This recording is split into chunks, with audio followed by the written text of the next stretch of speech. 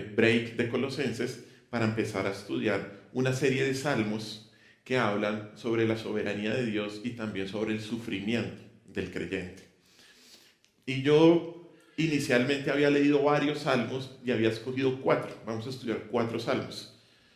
El primero de ellos, el cual vamos a estudiar hoy, es el Salmo 6. Salmo 6. Y me pasó algo curioso, porque cuando yo empecé a estudiar el Salmo 6, yo tenía una idea de lo que se trataba el Salmo 6. Y pensaba que el Salmo 6 hablaba específicamente como del sufrimiento que el creyente vive, pero no sabía la razón por la cual David escribió ese salmo. Y esto es algo que siempre que vamos a la palabra de Dios debemos tener claro. A veces uno tiene una presuposición en su cabeza, ¿cierto? Sin embargo, uno cuando va a estudiar la palabra de Dios, ¿qué tiene que hacer? Someterse a la palabra de Dios y a lo que ella diga. Y resulta que el Salmo 6, el tema del Salmo 6 es este que está aquí. Es el sufrimiento, pero por la disciplina de Dios en nuestras vidas. A veces hay sufrimiento, pero porque somos disciplinados por Dios. Una de las verdades de la palabra con respecto a aquellos que llegan a los pies de Cristo es que son hijos de Dios.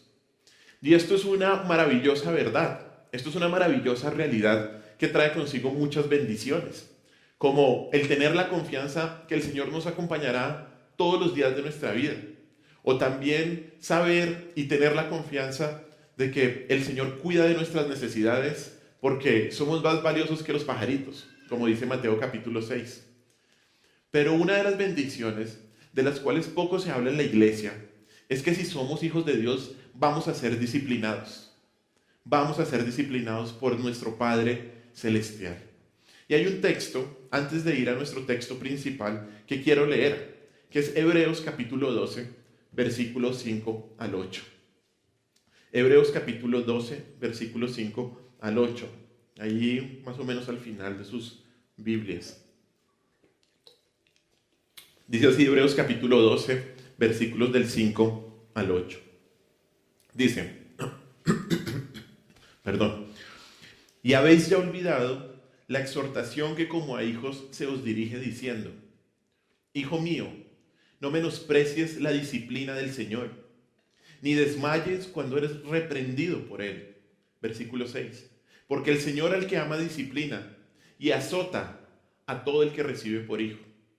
Si soportáis la disciplina, Dios os trata como a hijos. Porque, ¿qué hijo es aquel a quien el Padre no disciplina? Pero si se os deja sin disciplina, de la cual todos han sido participantes, entonces sois bastardos y no hijos. Este versículo dice que no debemos despreciar la disciplina de Dios, que es una muestra de amor y que indica que somos hijos y no bastardos. Pero una verdad más que nos muestra la palabra de Dios es que la disciplina que involucra castigo y dolor. Castigo y dolor.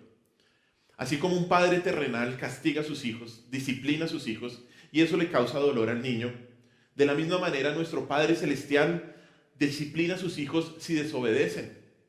Y esto es para su bienestar, aunque les cause dolor. Aunque les cause dolor.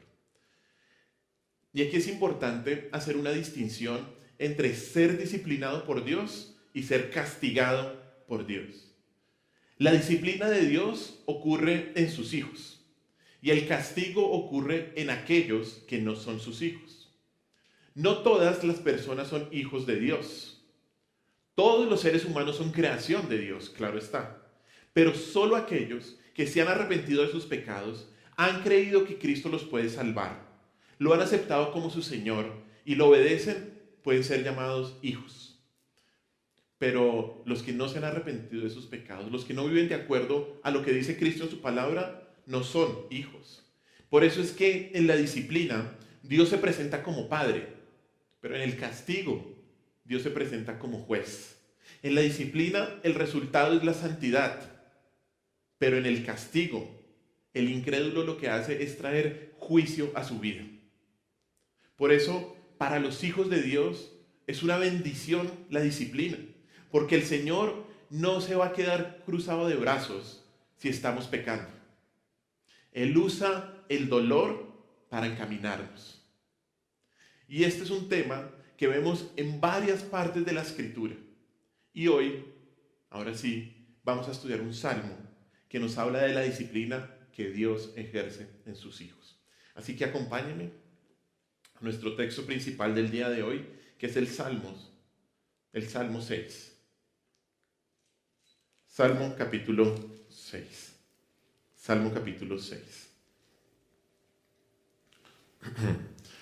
Y vamos a leerlo desde, seguramente sus Biblias la tiene, y si no a su Biblia le falta esta parte, desde la inscripción que está arriba del Salmo, versículo 1. Dice así: al músico principal, en Nejinot sobre Seminit, Salmo de David. Y continúo: Jehová, no me reprendas en tu enojo, ni me castigues con tu ira. Ten misericordia de mí, oh Jehová, porque estoy enfermo. Sáname, oh Jehová, porque mis huesos se estremecen. Mi alma también está muy turbada. Y tú, Jehová, ¿hasta cuándo? Vuélvete, oh Jehová, libra mi alma. Sálvame por tu misericordia, porque en la muerte no hay memoria de ti. En el Seol, ¿quién te alabará? Me he consumido a fuerzas de gemir. Todas las noches inundo de llanto mi lecho. Riego mi cama con mis lágrimas. Mis ojos están gastados de sufrir. Se han envejecido a causa de todos mis angustiadores. Apartados de mí, todos los hacedores de iniquidad. Porque Jehová ha oído la voz de mi lloro. Jehová ha oído mi ruego. Ha recibido Jehová mi oración. Se avergonzarán y se turbarán mucho todos mis enemigos. Se volverán y serán avergonzados de repente. Este es un salmo que es bien, ¿cómo decirlo?, bien impactante por las palabras que menciona. Y para entender un poquito los salmos, como sabemos, los salmos son el himnario de Israel.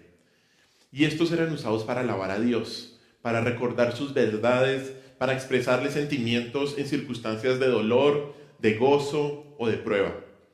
Las palabras al comienzo del salmo, y por eso las leímos, nos dan ciertos aspectos del contexto de los salmos. En este caso, este es un salmo que era dado al músico principal de Israel, al director de la alabanza. Y la palabra que continúa ahí se dice Nejinot, y esto se refiere a que el salmo se cantaba con instrumentos de cuerda principalmente. Después viene otra palabra que es bien extraña que dice Seminit, y se refiere a la escala en que debía ser cantado el salmo. Y esto es una escala baja, una escala como un poco melancólica.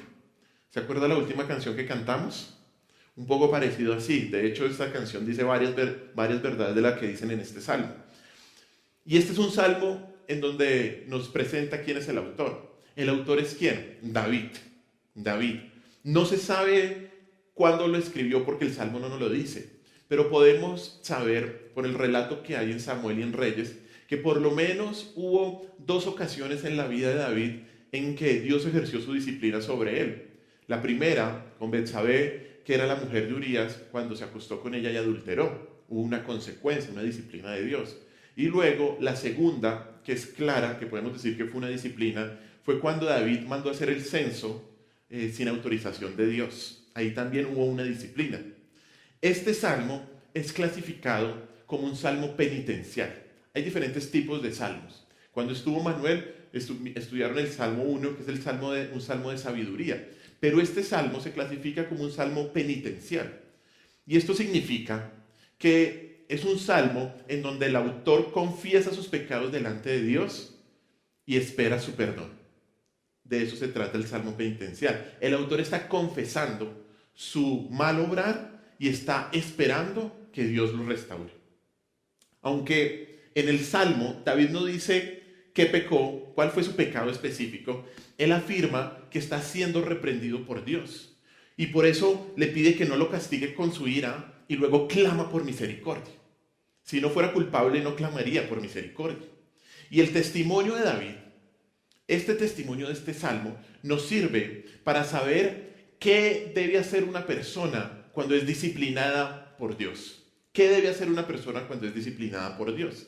Y por eso hoy vamos a ver cuatro acciones que un hijo de Dios debe hacer cuando es disciplinado para restaurar su relación con su Padre Celestial. 4 acciones que debe hacer un hijo de Dios para ser restaurado en su relación con su Padre Celestial. ¿Qué hace una persona que es disciplinada por Dios? ¿Qué hace una persona que es disciplinada por Dios? Lo primero es que reconoce su pecado. Reconoce su pecado. Leamos una vez más los versículos del 1 al 3. Miremos lo que dice ahí. Dice: Jehová, no me reprendas en tu enojo, ni me castigues con tu ira.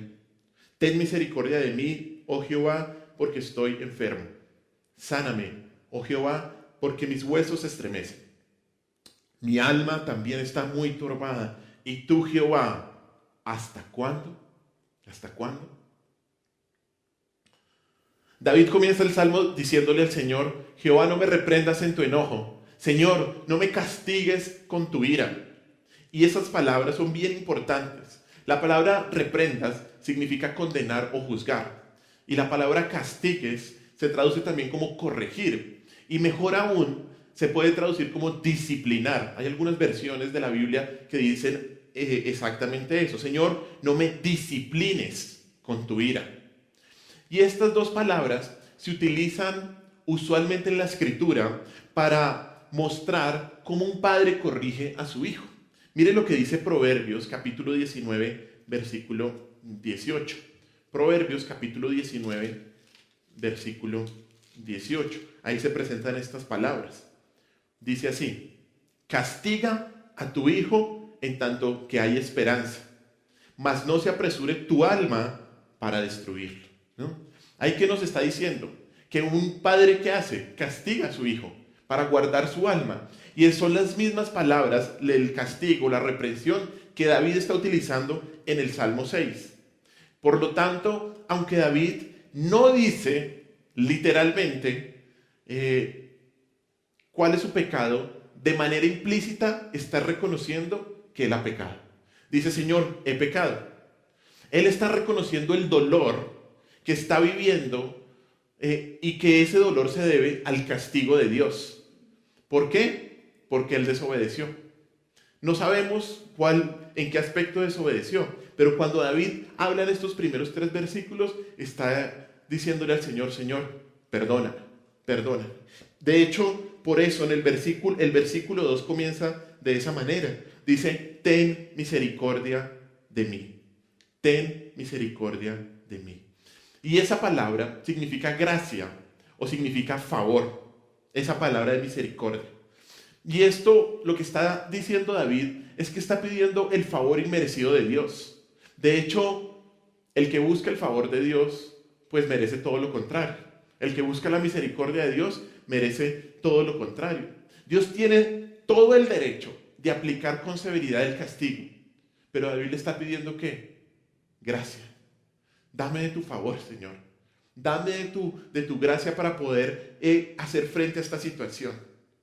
Por lo tanto, al hacer esta petición, David lo que reconoce y lo que está diciendo es que merece la ira de Dios, pero pide que Dios le traiga ¿qué? Gracia. Él merece la ira, pero le pide al Señor gracia. Y específicamente él pide esto porque en la siguiente línea David dice: sáname, sáname, Señor. Dice: sáname. Y antes dice: estoy enfermo. Y esas palabras son bien interesantes porque de hecho la palabra enfermo significa languidecer. Y se refiere a una condición muy debilitada que estaba viviendo David. Pero es una condición que no se limita a la parte física solamente, sino también a la parte emocional. De hecho, la siguiente frase, la siguiente petición que es paralela, dice: sáname, oh Jehová, porque mis huesos ¿qué? Se estremecen. Mis huesos se estremecen. Y esto nos muestra una condición no solamente débil en el área física, sino también en el área emocional. Esa palabra sáname no se limita a una curación física. David no solamente le está pidiendo a Dios: Señor, sáname de esta enfermedad física, sino parece que le está pidiendo al Señor que lo sane emocionalmente, porque su condición está muy debilitada. Se usa usualmente esa palabra para una curación espiritual.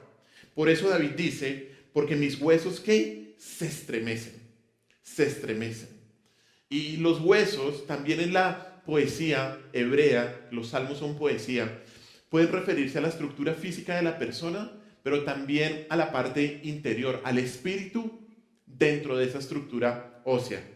Y esa palabra estremecen significa perturbado, significa alguien que está consternado, alguien que está aterrorizado. Y lo que está indicando es que principalmente David está sufriendo de una condición muy, muy débil. De una condición emocional, una condición física, tal vez, pero más emocional, en donde él está totalmente perturbado. David está totalmente destrozado. Todos estos versículos nos muestran la realidad de David. Las palabras como que capturan la angustia emocional y la angustia espiritual del salmista. Él siente miedo. David está horrorizado de pensar que Dios no lo va a restaurar. Él está pensando eso. Y el clamor llega a un punto máximo en el versículo 3. Y ahí el versículo 3 comienza diciendo: mi alma también está muy turbada. Es como si David diera un paso más para describir su lamentable condición. Él dice que no solo sus huesos, sino ahora dice que ¿qué? Su alma, su ser interior está muy turbada. Y esa palabra es exactamente la misma de la palabra estremecen del versículo 2. Su alma está horrorizada, su alma está angustiada. Y lo que está haciendo David es repetir para enfatizar el hecho de que está aterrorizado si Dios no viene en su ayuda. Si Dios no lo salva, David está totalmente devastado. Él no sabe qué hacer. Él no tiene salida. Él está entre la espada y entre la pared. Y por ello, esta sección termina de una manera dramática. Dice la última frase del versículo 3: y tú, Jehová, ¿hasta cuándo? ¿Hasta cuándo? Esta pregunta de David en este momento resume la desesperación de él. Él le dice al Señor: yo estoy aterrorizado, no sé qué hacer. Y después se dirige a Dios y le dice: pero tú, Señor, ¿hasta cuándo? ¿Hasta cuándo? Y esta pregunta está inconclusa. Esta pregunta le falta complemento. Es como si la angustia de David sobrepasara sus palabras y vence el poder del salmista para articular su agonía. Parece que David iba a decir algo como: ¿hasta cuándo, oh Señor, me permitirás continuar en esta condición? O ¿cuánto tiempo pasará hasta que yo experimente tu dolor? Pero solo pudo pronunciar que ¿hasta cuándo? ¿Hasta cuándo? Tal vez muchos de nosotros hemos hecho esa pregunta en algunas ocasiones, ¿cierto? Señor, ¿hasta cuándo? ¿Hasta cuándo estaré con esta situación? Y esta sección nos muestra que David sabía que estaba siendo disciplinado por Dios. Él reconoce el sufrimiento que está viviendo y él reconoce que ese sufrimiento es la consecuencia ¿de qué? De su pecado. Él no excusa su dolor a un tercero, sino que sabe que sufre justamente.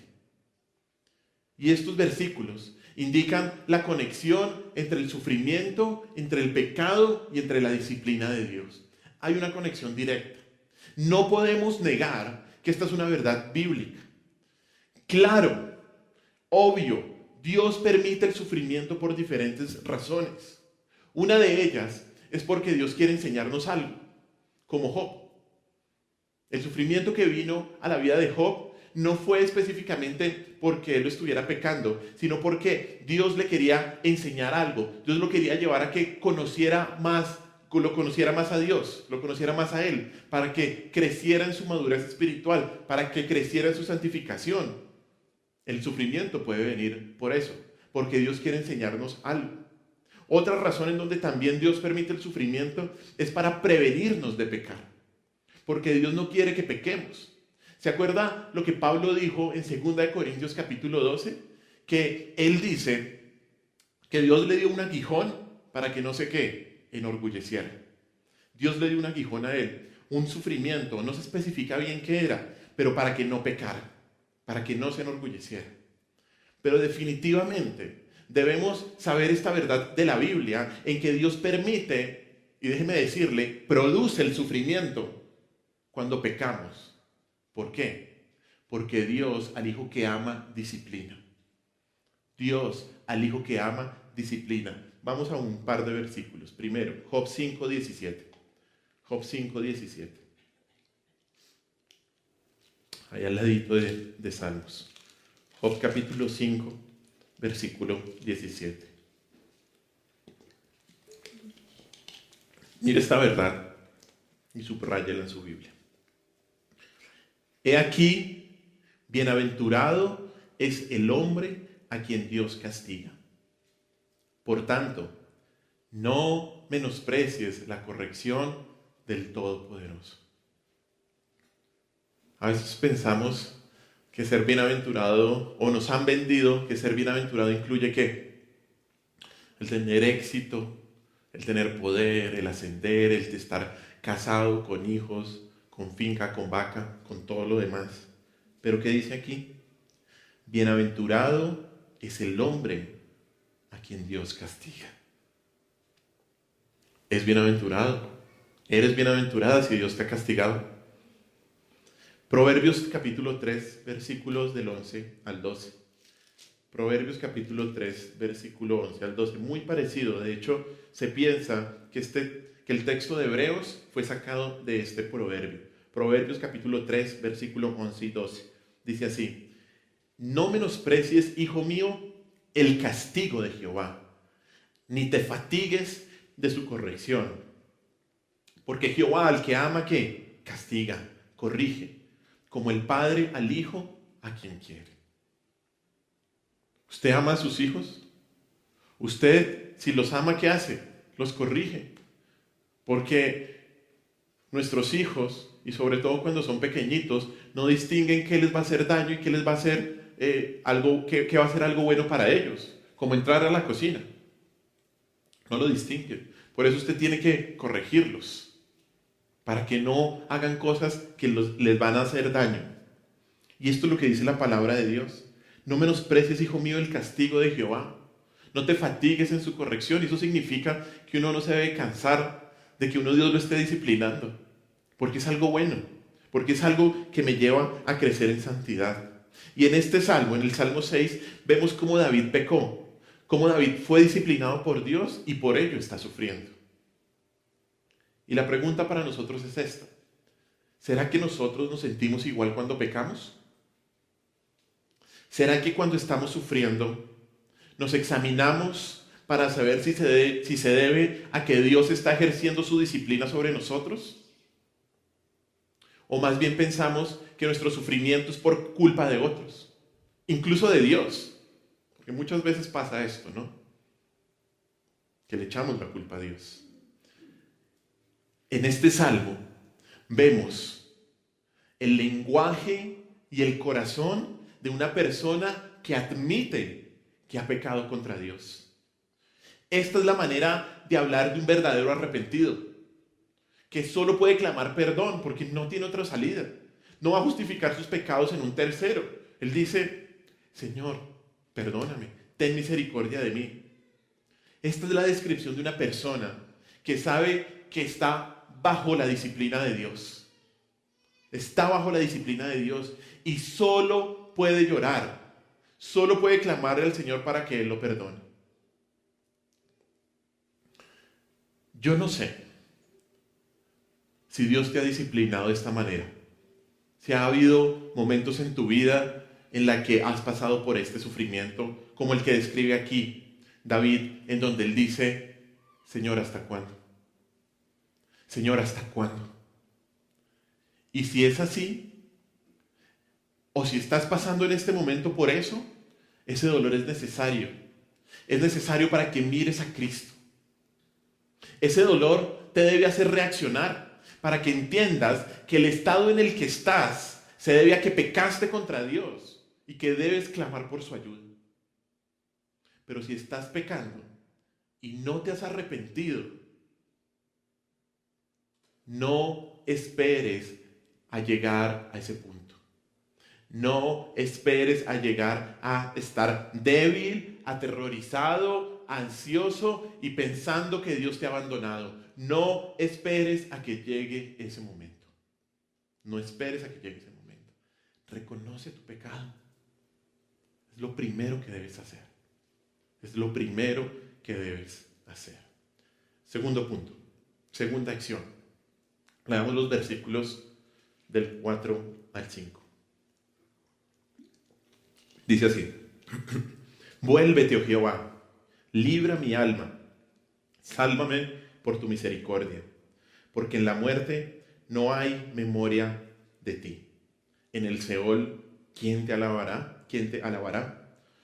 La segunda acción que un hijo de Dios debe hacer cuando es disciplinado es pedir misericordia. Pedir misericordia. Pedir misericordia. Al comienzo del versículo 4 parece que el salmista ha recuperado las fuerzas y vuelve a su súplica y le pide a Dios que lo saque de ese angustioso estado por medio de 3 palabras. Primero, él le dice al Señor, vuélvete. Y la implicación es que David pensó que Dios lo había abandonado. Él pensó que Dios lo había abandonado. Y de hecho este sentimiento de abandono es lógico. Pues, ¿qué hace el pecado? Alejar al hombre de Dios, romper la comunión que hay con Dios. Por eso, ahora que David reconoce su pecado, ahora le pide a Dios que regrese. Señor, vuélvete, vuélvete. La segunda palabra es libra. Libra mi alma. Aquí David le está pidiendo a Dios que lo libre del dolor, que lo libre de esa angustia en la que su alma se encuentra por la disciplina ejercida por él. Esa es la segunda palabra. Y la tercera palabra dice, sálvame, sálvame. Y esta palabra es bien interesante porque también es traducida en el hebreo como quítame los problemas o dame la victoria. Quítame los problemas o dame la victoria. Y se refiere a la petición de David por salir de una vez por todas de esa situación tan terrible en la que estaba. Ahora, y esto es lo importante, ¿en qué basa David su petición por auxilio? ¿En qué basa David su petición por auxilio? Miremos el texto. Vuélvete, oh Jehová, libra mi alma, sálvame. ¿Por qué? Por tu misericordia. Sálvame por tu misericordia. El fundamento para pedir a Dios que vuelva, que lo libre y que lo salve, es por la misericordia de Dios. Y esta palabra, y por eso es tan importante estudiar, si es posible, el idioma original, no es la misma del versículo 2. No es la misma. La traducen de la misma manera, pero no es la misma. En el hebreo no es igual. Esta palabra del versículo 4 se traduce fiel amor. Fiel amor. Y es una palabra especial, porque era la palabra que siempre se utilizaba cuando Israel estaba pidiendo ayuda a Dios, estaba pidiendo misericordia a Dios, pero recordando las promesas del pacto de Israel. Cuando usted estudia la historia del Señor, la historia del pueblo de Israel, Dios dice que Él va a estar con ellos y que cuando ellos han pecado contra Él, busquen que la misericordia de Dios, porque es una misericordia que Él prometió por ser el pueblo de Dios, por ser el pueblo del pacto de Dios. Y siempre que un israelita estaba en problemas, a lo único que podía apelar era ¿qué? Señor, a tu misericordia. ¿Por qué? Porque Él lo prometió. De hecho, mire, Deuteronomio capítulo 7, versículo 9. Deuteronomio capítulo 7, versículo 9. Mire lo que dice ahí. Y recuerda que Deuteronomio es la explicación de la ley a la segunda generación de Israel. Y mire lo que dice Deuteronomio 7:9. Dice así: conoce pues que Jehová tu Dios es Dios, Dios fiel, que guarda el pacto y la misericordia a los que le aman y guardan sus mandamientos hasta 1000 generaciones. Si pudiéramos traducir este versículo en la palabra misericordia, podríamos decir esto: que Dios guarda el pacto y el fiel amor de Dios permanece a los que le aman y guardan sus mandamientos. Por eso cuando un israelita, y ya lo mencioné, estaba en una situación de vida o muerte, le pedía al Señor, Señor, tu misericordia. En el hebreo esta palabra es tu gesed, tu gesed. Y está recordando el fiel amor de Dios. David utiliza esta palabra porque sabe que la liberación de Dios no está basado en su comportamiento, no, sino en qué está basado, en la persona de Dios, en la persona de Dios. La restauración de David no está fundamentada en que David es fiel, porque no lo es, porque no lo ha sido, sino en que está fundamentada en que Dios es fiel, en que Dios prometió librarlo si él clamaba a él y se arrepentía. Quien es disciplinado no tiene otra razón sobre la cual apelar a la restauración, sino la misericordia de Dios. No hay otra razón, no hay otra razón. Y este clamor por misericordia es motivado, de hecho, en el versículo 6, por el deseo de David de ser un testimonio en la tierra de la grandeza de Dios. El versículo 5 dice: porque en la muerte no hay memoria de ti, en el Seol, ¿quién te alabará? La muerte y el Seol son dos palabras que se refieren a la tumba o a la esfera de los muertos. Y David dice que en ese lugar nadie se acuerda del Señor, que en ese lugar nadie puede alabar al Señor allí. Y esto nos puede sonar a nosotros como un chantaje, porque David dice: Señor, sálvame para poder alabarte. Pero no es así, para nada es así. Lo que muestra es la motivación de David para ser restaurado. Lo que muestra es la motivación de David para darle la gloria a Dios a través de un testimonio público de su misericordia. David quiere ser restaurado para alabar a Dios de manera pública y para decir: ese Dios me salvó, ese Dios tuvo misericordia y ese Dios está ahí para cualquiera que quiera acercarse a él. Y esto muestra algo muy lindo en David, porque muestra que la disciplina de Dios surtió el efecto positivo en David.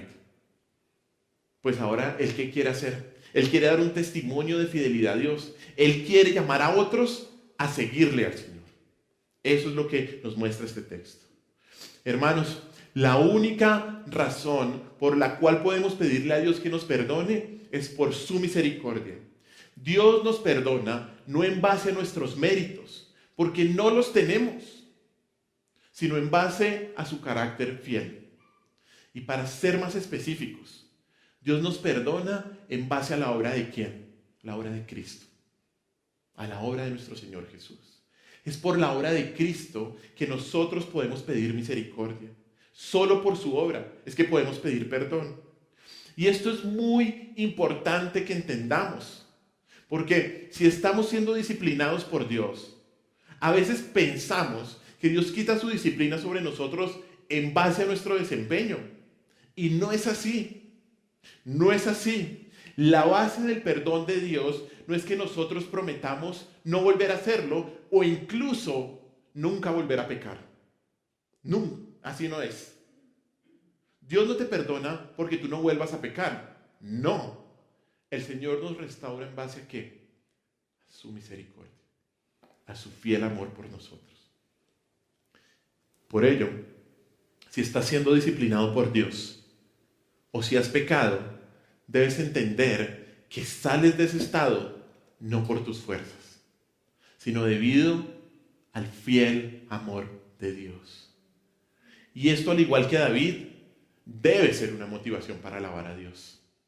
Esto debe ser una motivación para darle la gloria a Dios. Si Dios contesta tu oración por restauración, y de hecho, y escúchame bien, cualquier oración es para darle la gloria a Dios. No la gloria a ti porque eres tan devoto. Es por eso y solo por eso. El resultado de tu restauración es que Dios se ha glorificado y la fe de los hermanos se ha fortalecido. Ese es el resultado. Cuando un hijo de Dios es disciplinado, pide misericordia. ¿Sabe por qué? Esto hace que Dios sea glorificado, porque nuestras fuerzas no podemos. Y mientras más menguamos nosotros, Cristo es más exaltado. Y ese es el objetivo de nuestra vida. Lo que hizo Juan el Bautista, ¿no? Yo menguo para que tú crezcas, Señor. Y la disciplina de Dios nos lleva a eso. ¿Se acuerdan la lectura del Salmo? Bueno me es haber sido humillado. Bueno me es haber sido humillado. Ese es el segundo punto. Tercer punto. Versículos del 6 al 7. versículos 6 al 7. Dice así: me he consumido a fuerza de gemir. Todas las noches inundo de llanto mi lecho. Riego mi cama con mis lágrimas. Mis ojos están gastados de sufrir. Se han envejecido a causa de todos mis angustiadores. La tercera acción que un hijo de Dios debe hacer cuando es disciplinado es expresar su dolor. Expresar su dolor. Y aunque hemos visto el sufrimiento en todo este salmo, estos versículos describen el dolor intenso de David y el dolor que él estaba experimentando. La sección comienza diciendo: me he consumido a fuerza de gemir. Esa palabra consumido refleja muy bien el dolor que David estaba experimentando por un largo periodo de tiempo, el cual lo ha dejado completamente exhausto. David ya no tiene fuerzas. Él no tiene ninguna fortaleza en su ser. ¿Por qué? Porque no para, dice ahí, de gemir. No para de gemir. Y David se ha consumido de tal manera que luego dice: todas las noches inundo de llanto mi lecho, riego mi cama con lágrimas. Y esta frase describe más aspectos del sufrimiento de David. En primer lugar, el dolor que provocó: insomnio. El sufrimiento provocó insomnio en la vida de David. David no puede conciliar el sueño. Y lo único que hace es que llorar. Es lo único que puede hacer. En segundo lugar, David dice que sus lágrimas son tantas que es como si su cama nadara o flotara, más literalmente, con lágrimas. Como a veces decimos nosotros, ¿no? Esa persona está hecha un mar ¿de qué? De lágrimas. Y esta es una exageración, esto es un recurso del lenguaje poético de los salmos que se utiliza para enfatizar un punto. Y en este caso, que David está utilizando para que nosotros podamos apreciar completamente la angustia de David. Él no paraba de llorar en las noches. Su cama era un mar de lágrimas. David estaba en un momento muy difícil.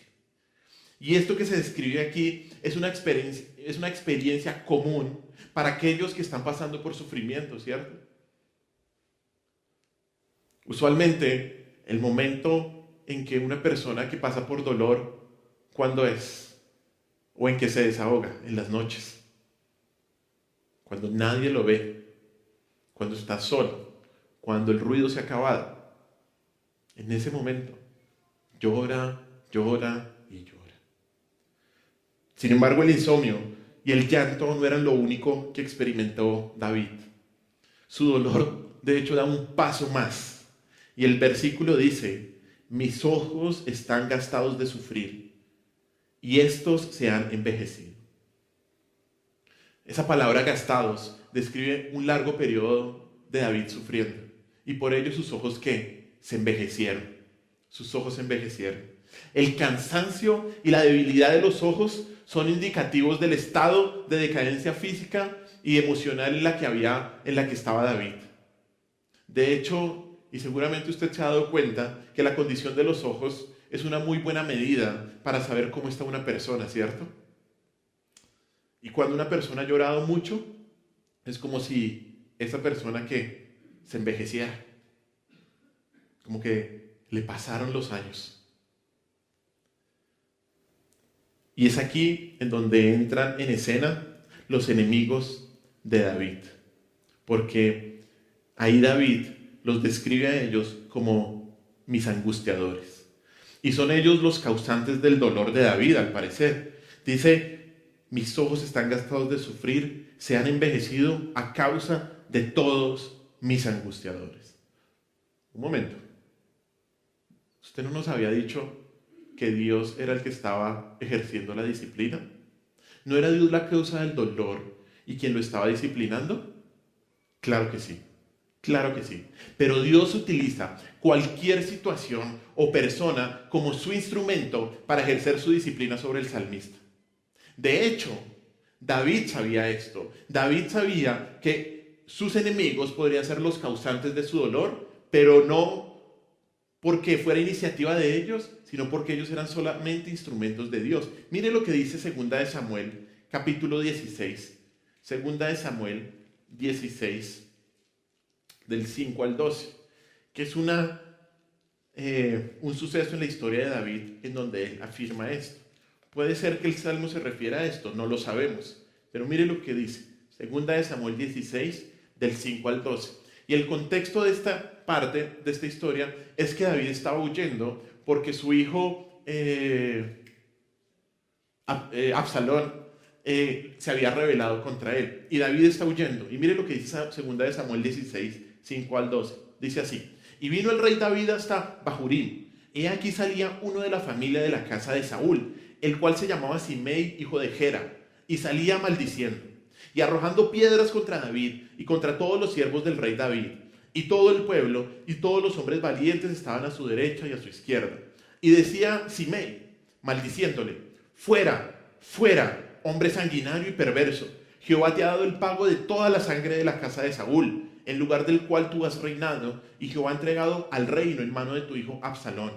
Y hete aquí sorprendido en tu maldad, porque eres hombre sanguinario. Y mire lo que va a decir en el 9 el capitán del ejército de David. Entonces Abisai, hijo de Sarbia, dijo al rey: ¿por qué maldice este perro muerto a mi señor el rey? Te ruego que me dejes pasar y le quitaré la cabeza. Y el rey respondió: ¿qué tengo yo con vosotros, hijos de Sarbia? Hablándole a su capitán. Si él así maldice, es porque Jehová le ha dicho que maldiga a David. ¿Quién pues le dirá por qué lo haces así? Y dijo David a Abisai y a todos sus siervos: he aquí, mi hijo que ha salido de mis entrañas acecha mi vida. ¿Cuánto más ahora un hijo de Benjamín? Dejadle que maldiga, pues Jehová se lo ha dicho. Y el 12, quizá mirará Jehová mi aflicción y me dará Jehová bien por sus maldiciones de hoy. ¿Quiénes fueron los adversarios de David? Los adversarios fueron sencillamente los instrumentos de Dios para ejercer su disciplina sobre David. Y esto nos enseña que Dios puede ejercer su disciplina por medio de utilizar cualquier situación, cualquier persona o lo que Él quiera para corregirnos. Cualquier cosa. Cualquier cosa. Pero además, y es el punto de estos versículos en el Salmo 6, debes saber que a pesar de que estás siendo disciplinado por Dios, puedes y debes expresarle tu dolor al Señor. ¿Sabes por qué? Porque ¿a quién más le puedes decir lo que estás pasando? ¿Con quién más te puedes desahogar? ¿Quién más te puede entender? Solo quien ejerce la disciplina es quien te da las fuerzas para soportar el sufrimiento en medio de esa disciplina. Solo quien ejerce la disciplina es quien te da las fuerzas para soportar el sufrimiento en medio de esa disciplina. Mira lo que dice 2 de Corintios 1, del 3 al 4. 2 de Corintios, capítulo 1, del 3 al 4.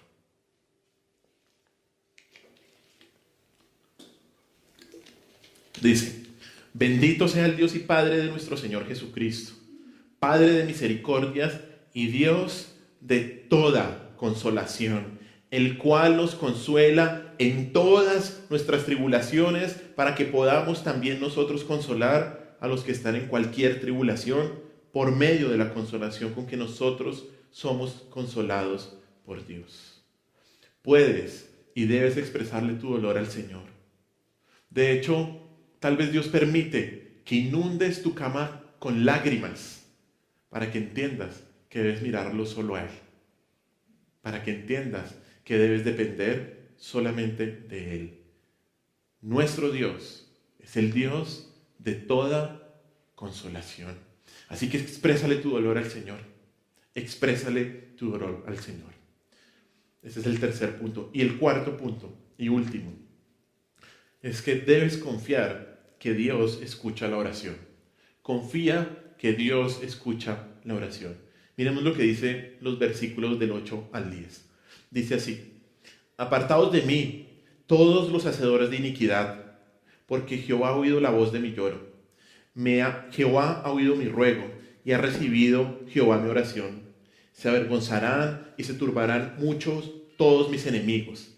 Se volverán y serán avergonzados de repente. Estos últimos versículos Y cuando lo leímos de corrido al principio, estos últimos versículos muestran un cambio abrupto en el tono y en la atmósfera del Salmo. Del anterior versículo, en donde David no para de llorar, ahora sus palabras que están describiendo, como un estado de total tranquilidad, ¿cierto? Porque sabe que Dios lo va a escuchar. Y este tipo de cambios, de hecho, son característicos en este tipo de salmos, en donde una persona, y se utilizaban estos salmos cuando iban al templo, iban a derramar su corazón delante de Dios, y de un momento a otro llegaba un levita, un sacerdote, a darle una palabra de Dios, una palabra de ánimo. ¿Se acuerda Ana, la mamá de Samuel?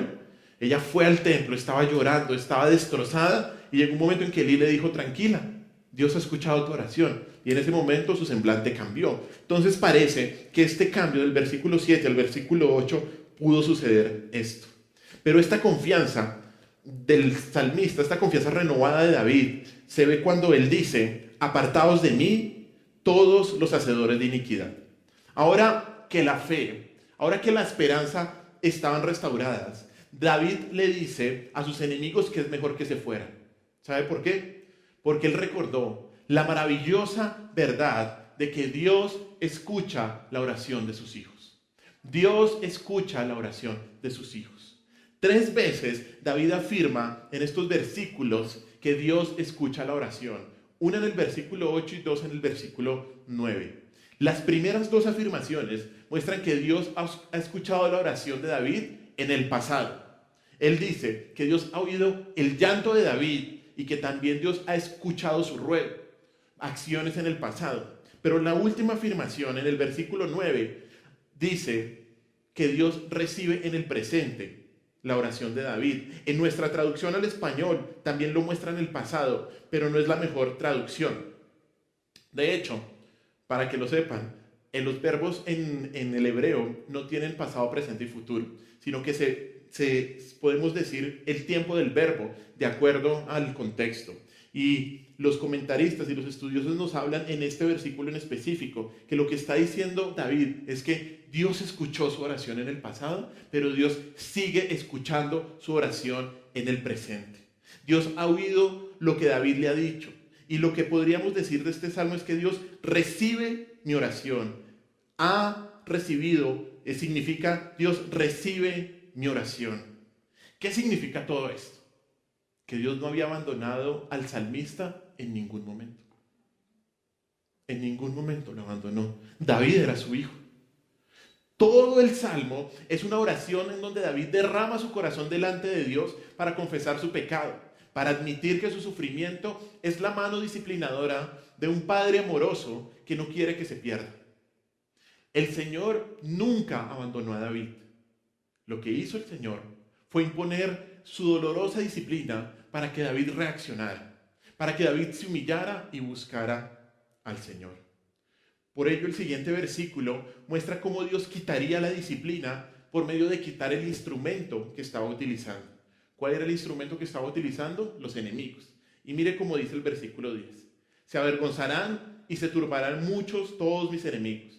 Se volverán y serán avergonzados de repente. Si se fijan bien, David en este versículo está utilizando las mismas palabras que al comienzo del Salmo, pero ahora en referencia a sus enemigos. David está diciendo que ahora sus enemigos se turbarán. Había utilizado esa palabra en el versículo 3. Luego dice que sus enemigos se volverán. Había utilizado esa palabra en el versículo 4, refiriéndose a que quiere que Dios vuelva. Y finalmente dice que los enemigos, ¿qué? Se avergonzarán. Lo que los enemigos quisieron hacer con David, ahora ellos lo van a experimentar. Ellos lo van a experimentar. Y usted puede preguntarse, ¿por qué? ¿Por qué los enemigos serán castigados por Dios? Si era Dios quien los había escogido para disciplinar a David. Y aquí viene algo que a mí me impresiona. Aquí viene lo increíble, que es la mente y la soberanía de Dios. Los enemigos de David no obraron para reivindicar el nombre de Dios o para hacer justicia. Los enemigos de David eran hombres pecadores. Y cuando vieron la oportunidad de hacerle daño al ungido de Dios, lo hicieron. Lo hicieron. Ellos actuaron motivados por su maldad. Sin embargo, lo que no sabían es que Dios utilizó esa situación ¿para qué? Para disciplinar a David. Y Dios los castigará porque aunque fueron usados por Dios, obraron por su voluntad. Y esto es una maravillosa demostración de la soberanía de Dios, en donde vemos obrar a Dios como quiere, cuando quiere y con quien quiere, para cumplir sus propósitos en la vida de sus hijos. Dios obra como quiere, cuando quiere y con quien quiere, para cumplir sus propósitos en la vida de sus hijos, en la vida de su iglesia y en su propósito eterno. No hay plan que sea frustrado por los hombres para Dios. Nada. A veces nos angustiamos mucho, ¿cierto? A veces vemos que hay una situación que está terrible, que no sabemos cómo va a parar. Dios tiene control. Dios siempre tiene control. Dios no va a dejar ir más allá a una persona de lo que Él no lo ha programado ya. Es así. Sin embargo, hay algo más interesante en este versículo. Y es que dice que los enemigos no fueron quitados inmediatamente, sino que serían quitados en el futuro, ¿cierto? Es importante, por eso es importante estudiar cada palabra de la Biblia. Cada palabra de Dios es inspirada por Él. Él dice, se avergonzarán y se turbarán muchos mis enemigos. Serán avergonzados, ¿cierto? ¿Qué nos habla de esto? Del futuro, ¿cierto? Del futuro. O sea, los enemigos no fueron quitados inmediatamente, sino que serían quitados ¿cuándo? En el futuro. Y usted se preguntará, ¿y entonces por qué el cambio del salmista? ¿Por qué el cambio de ánimo en su vida? La razón de la confianza renovada de David no estaba, y escúcheme bien, no estaba en que la situación se hubiera terminado. No. Sino en que Dios escucha la oración. Esa fue la razón de la confianza renovada de David.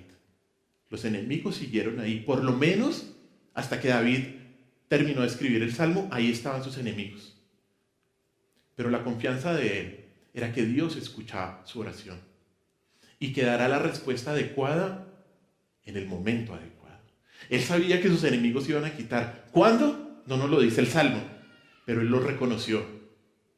Hermanos, Dios escucha la oración de sus hijos. Dios oye cuando le clamas a Él. Ten la seguridad de eso. Ten la seguridad de eso. Esta es una verdad para David y para todos los hijos de Dios. Miremos unos salmos. Salmo capítulo 3, versículo 4. Ahí al ladito. Salmo 3, versículo 4. ¿Qué dice? Con mi voz clamé a Jehová y Él me respondió desde su monte santo. Otro salmo. Salmo 55, 16, 17. Salmo 55, 16, 17. Y usted sabe que hay muchos versículos de estos. Salmo 55, 16, 17 dice: en cuanto a mí, a Dios clamaré, y Jehová me salvará. Tarde y mañana y a mediodía oraré y clamaré, y Él oirá mi voz. Dios escucha la oración. ¿Cuántos de ustedes han escuchado a Jacob? Jacob, el niño que está atrás. Todos, ¿cierto? Y usted ha visto o supone que si él se calma es ¿por qué? Porque su mamá lo está atendiendo. A veces hay que dejar llorar a los niños, sobre todo por las noches, para que aprendan a dormir. Es una lección que aprendimos. Pero su mamá lo está atendiendo. El Señor escucha nuestra oración, hermanos. Y nuestra confianza debe estar en eso. Nuestra confianza puede que no esté en que la situación difícil, en que la disciplina de Dios en este momento se haya quitado, sino en que Dios escucha mi oración. Y algo más importante, o igual de importante, si al examinarte sabes que estás siendo disciplinado por Dios, por algún pecado que no te has arrepentido, clama a Dios que Él te oye. Clama a Dios que Él te oye. ¿Te acuerdas de lo que dice Primera de Juan 1.9? Primera de Juan 1.9. que dice, si confesamos que nuestros pecados, Él es fiel y justo para perdonar nuestros pecados y limpiarnos de toda maldad. Cuando Dios castiga a los que verdaderamente se arrepienten, pueden orar pidiéndole alivio a Dios. ¿Debido a qué? Al amor fiel de Dios, a que Dios es misericordioso. Debes estar seguro de que si confiesas tu pecado, Él te perdona. Y eso es lo más importante. Dios te ha escuchado en el pasado, te ha escuchado en el presente y te escuchará en el futuro. Dios escucha la oración y dará la respuesta adecuada en el momento adecuado.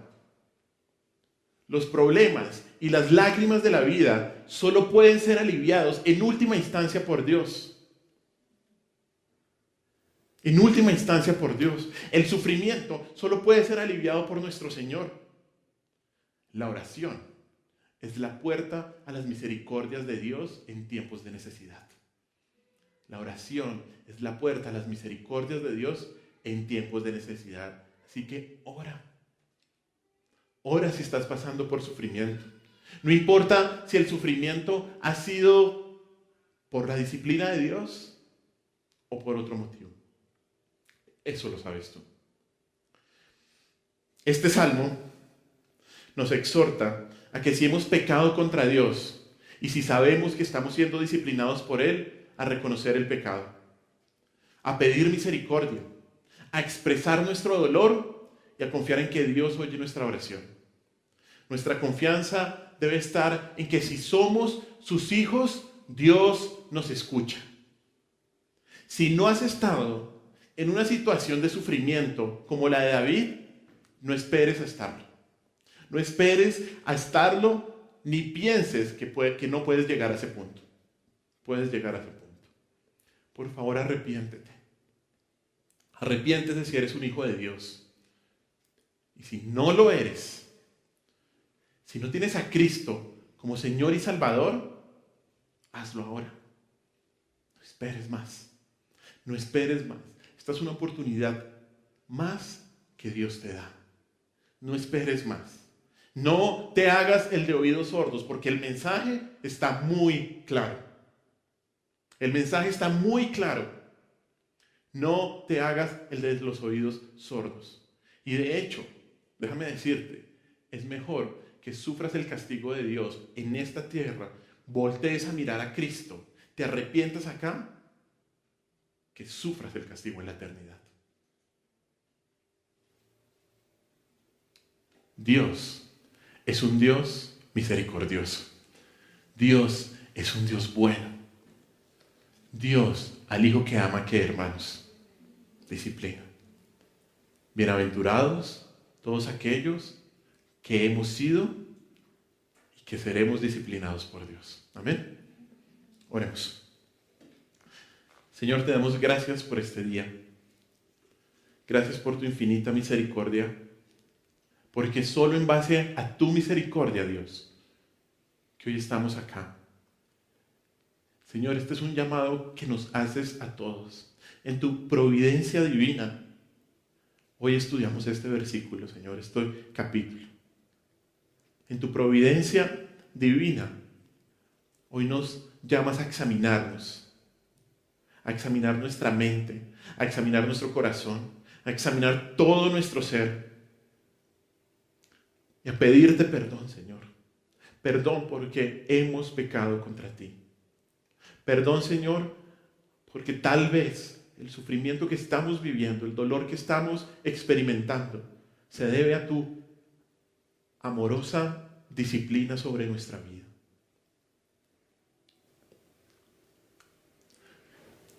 Y si en este momento usted sabe que eso es cierto, pídale perdón al Señor. Pídale perdón al Señor. Y si sabe que usted está pecando, no espere a llegar al punto de David, de inundar su cama con lágrimas, para voltear sus ojos al Señor. Mientras más pronto te arrepientas, más pronto Dios restaurará nuestra vida. Y si está sufriendo por algún otro motivo, Dios es su consuelo. Dios es quien ha estado con usted y quien siempre estará con usted en todo momento. Señor, gracias por esta maravillosa verdad. Tú escuchas la oración de tus hijos. Tú nos escuchas, estemos donde estemos. Ayúdanos, Señor, a ser buenos hijos tuyos. Ayúdanos a ser disciplinados por ti y a no ser castigados por ti. En tu nombre, mi Señor Jesús, hemos orado. Amén.